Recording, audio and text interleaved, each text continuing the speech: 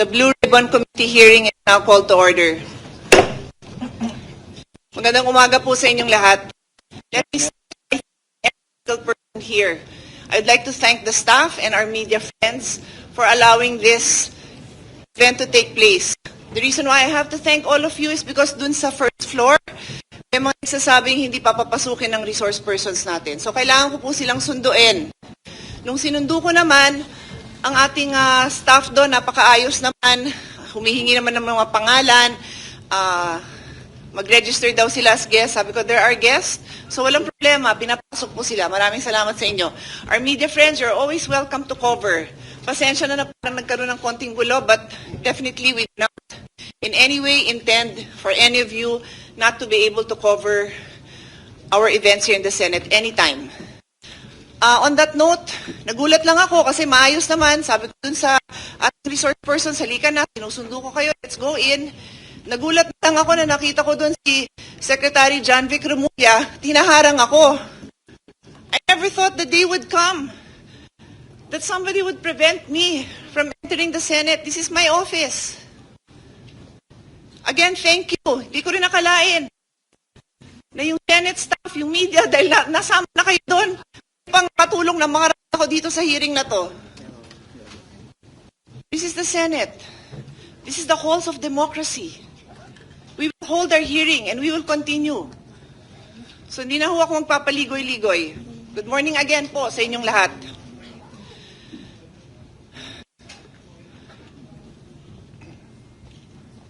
Before I begin, I'd like to address a very important thing. Yesterday, a session was purportedly held by 12 senators, 12 po, in which committee assignments were declared vacant and chairmanship of this committee on the Blue Ribbon was allegedly replaced.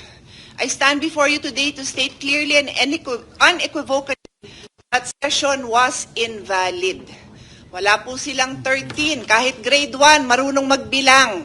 Kailangan ng 13. So wala ho silang authority gawin yung mga ginawa nila. The 1987 Philippine Constitution states, Article 6, Section 2, the Senate shall be composed of 24 senators. May narinig ho kayong 22? Wala, 24. Article 6, Section 16, 2, a majority of each house shall constitute a quorum to do business.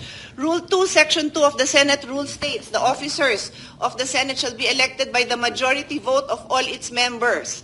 Majority vote is 13. When 12 senators convene and purportedly held session, how can that be valid? Nung tumayo po si Senator Gatchalian at sinabi niyang, ang dami hong posisyon, di ko na humaalala lahat. Acting, Presiding Officer, Senate, President, Pro Temp, Acting, Senate President. Paano ho nangyari yon? Buhay pa po si Senator Legarda.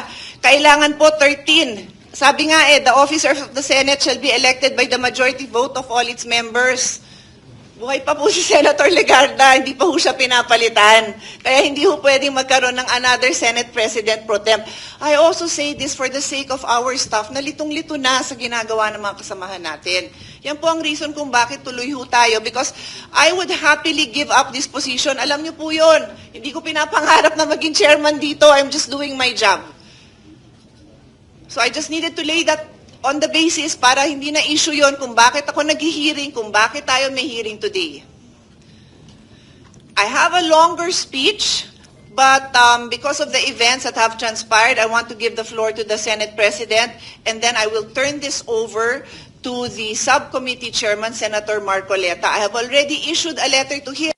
Later on, babasahin ko, nasa karapatan ko din po yun as chairman of the committee.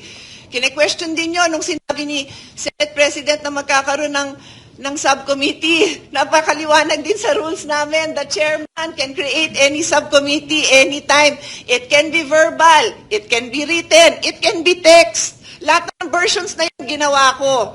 So valid po itong pag-create din natin ng subcommittee. In any case, nandito din po ako.